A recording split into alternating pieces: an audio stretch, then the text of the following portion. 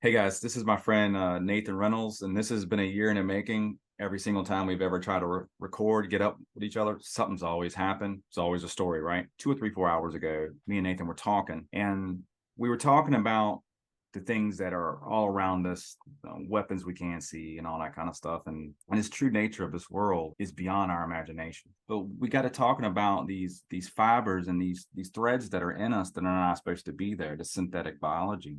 And then he started going off on a story talking about somebody in his family and these serpent mounds. And so this is where we're going to start this conversation at these serpent mounds, see if there's a parallel there between what's going on and what he has seen and he has been involved in and been around his whole life with the synthetic biology. And so we'll just see where it goes. How's it going, Nathan? It's going awesome. How are you doing? Pretty good, bro. They I couldn't be more excited. You're right. It's been a long time in the making, but it's going to be well worth it because we now have an opportunity to drive this thing. I mean, drive it to the light because that's the only way that we can ever get a true understanding of what is going on in darkness. This stuff has no ability to survive when it's brought to the light. Everything they do in secret. The master was sitting there as people are accusing him of all this stuff, and he's like, "Listen, everything I've done openly. It's you guys who operate behind the scenes. It's you, the shadow walkers, who are doing this stuff." And I was sharing with Eric earlier about my family and how some of the people in my family got initiated into this serpent cult because I think on one side of this, people have this understanding of, oh, these people that are engaged in this, human sacrifice and child exploitation rings, and like, how do they actually get into this? And a lot of them, some of them stumble into it, and it's not that they're necessarily the old religion carriers of this ancient secrets. A lot of them stumble onto it because they started digging. And what happened is, I had a one of my ancestors who was a gifted archaeologist and I mean, this is before a lot of the certifications in the universities and that kind of stuff. They used to train people in a very different form of archaeological understanding about this country. And I was telling him earlier about old world records here in the Americas. And this is one of the books that I can't recommend enough. It's called In Plain Sight, and it's written by a woman named Gloria Farley. And she was what they would call an amateur archaeologist who began to start to question the narrative about what is this land that we actually live in, because she started examining the discoveries of these petroglyphs. She was trying to understand and decipher a lot of the ancient languages that they would find in hieroglyphics and petroglyphs all across the Southwest, specifically Oklahoma, New Mexico, Arizona, Colorado, a lot of the desert landscapes in the Americas. And she started finding all of these petroglyphs and of that were in line with ancient Egypt, Phoenicians, Nordic, that she was discovering all over the Americas evidence of intercontinental trade systems, and key components being the worship of these very beings and deities that are identified in the scriptures, like Baal Peor, like Baal Zephon, these specific Elohim, these other mighty ones that have been around from antiquity. And she's starting to find their effigies, their practices, their ceremonial incantations, their rites and passages that were used by the priest class, the guardians of these black flames. She started finding all of the evidence for this stuff and then started presenting this to her colleagues. And they ridiculed her and tried to totally stifle her, but her work lives on, and it's an incredible way of deciphering this, because I've had this deep quest throughout my life to understand what is this plumed serpent that has been perpetually trying to devour and destroy every area of my life and the lives of the people all around me.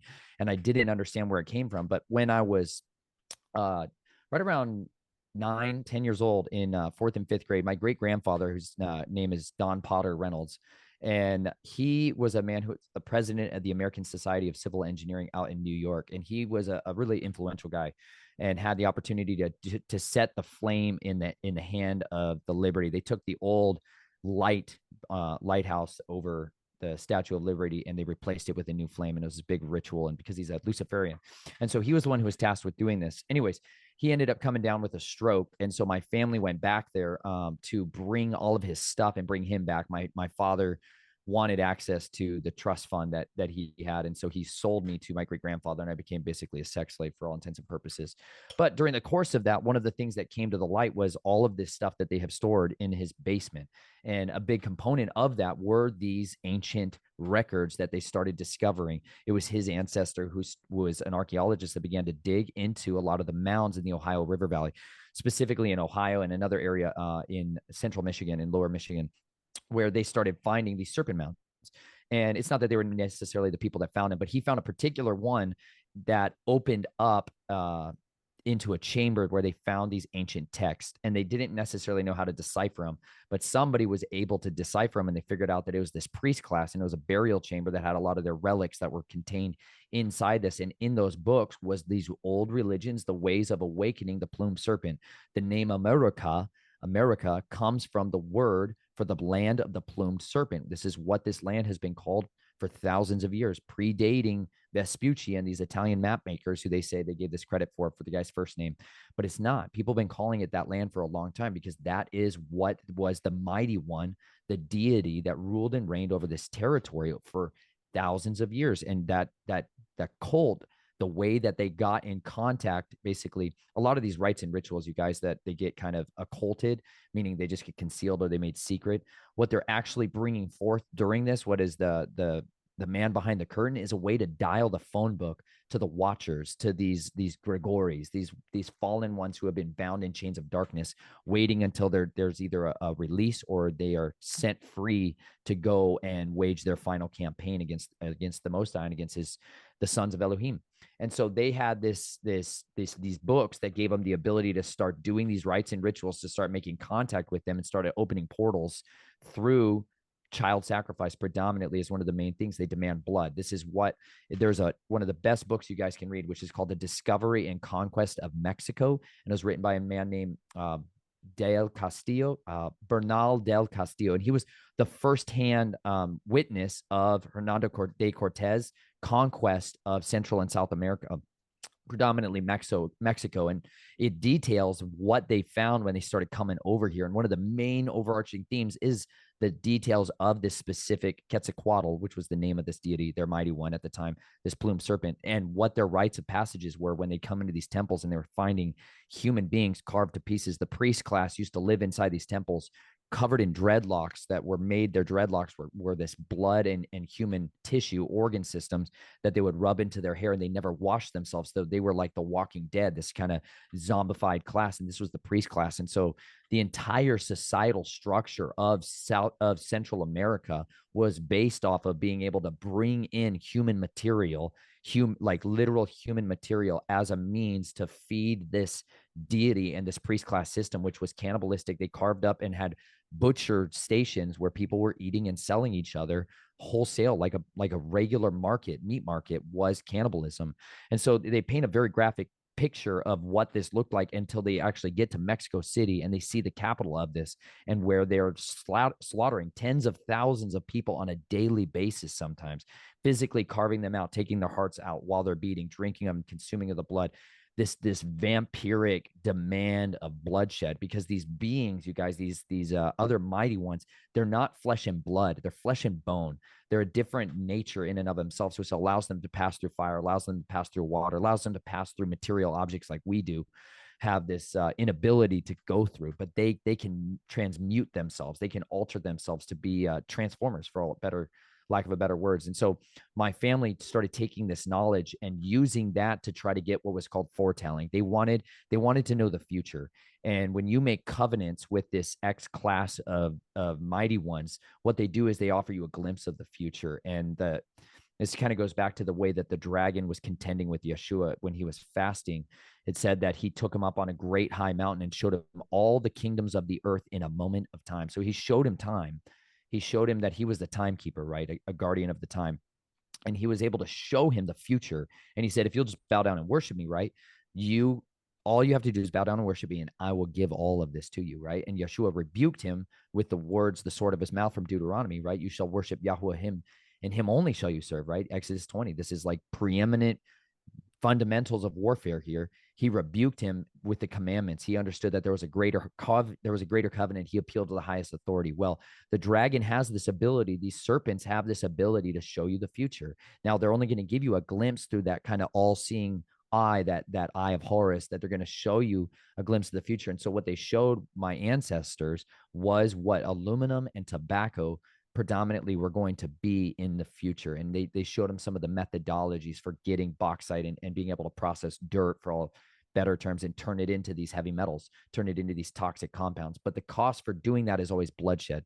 And so they utilized a tool for this ritual working when they got this piece of information that was called the Judas coin, which was a piece of silver that was one of the 30 pieces of silver, they call them Tyrian shekels, that Judas was given as payment, blood money, for the Messiah's betrayal.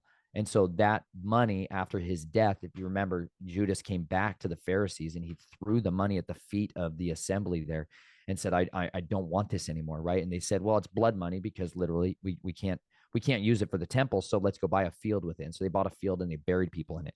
And those coins became these sigils, these ritual objects, for lack of a better word, that were used in these rituals. And people would take these and they would touch them to objects, touch them to gold, and whatever they touched them to would manifest and build an empire for them. They would call it raising the Titan. And it was this Titan, these mighty ones, and there was 30 specific pieces, and there were 30 principalities that were the governors over those 30 pieces. And so a lot of these people that people, or a lot of these families that people say, they're the rulers, they're the elite and all the rest of it, the majority of these people, if you really dig into the coffers of what it is inside their closets, they have some of these specific charged objects, whether it's the Spear of Destiny that's in Habsburg, Germany, or whether that is the, pieces of relics from the cross. That's the spear, by the way, that pierced the side of the Messiah and blood and water came out of it. Or it's these Judas coins. People have these and they use these to do these rituals. Well, when they did that, what happened is that those brothers, a vaccine of, for better words, at the time was being put forward, and it killed a bunch of their brothers and sisters, their family members. So every time you start to make these deals, bloodshed is what's required. So anytime these empires get built, there's a massive cost on the other side of it of human expenditures, and which is what we've seen these empires that have done, is they built their empires on blood. My family chose the third route. They didn't chose the overt white gold side of this, the business side of this. They chose the blackmail and the corruption side of it, that they were going to be the people that trafficked secrets was the currency of compromise that they chose to traffic in. And the cost of that was one generation. Everybody has to pass over one of their children through the fires of Moloch, through the fires of transhumanism, alteration into the image of the beast, to try to raise up one of the progenitors of the beast system. And so this serpent cult got obsessed with this, and they moved their base of operations during the time of my father's time. And they set up operations in Southern California, and then ultimately in Lake Havasu City, Arizona, at a place called the London Bridge. And this is where they were trying to summon and resurrect and bring out of his chains the great red dragon. They wanted to be able to have access to the devil. They wanted to be able to speak with him and meet with him. And so a lot of the rituals that were done there, a lot of the abuse and everything, was trying to draw these ancient ones up from their places in Tartarus, their places in the inner sanctums of the earth, so that they would come out and give them this foretelling. So there'd be men that would be participants in this. They would bring forward one of their sons. Each of them would have one of their chosen ones for that generation, who would be made to go through these rituals, be abused, be tortured, or sometimes sacrificed. And then the drawing up from the depths would bring these entities, would bring these horrible creatures who would come out and impart their prophecies, for lack of a better word. And these are the guys who became some of these players in positions of power and authority that have been running the society around them. So hopefully that gives you a little better idea of some of the physical side of it. Eric and I were talking earlier, though, about some of the particulate side of it, the physical synthetic biology, because during these rites and rituals, there's this black fluid that these people were consuming, or when one of these entities would come forward and blood let out of himself, it would be this black goo that people were drinking, or that we were made to drink, and it would alter people. It was like a fountain of youth. People's bodies would be transformed in front of your face. They would change shape. They would no longer look old. They wouldn't look aged. They would have an intellect that would be restored to them. It was a possession of a sense, but it was different because it was a biological change, a true transformation that took place in their physiology. And it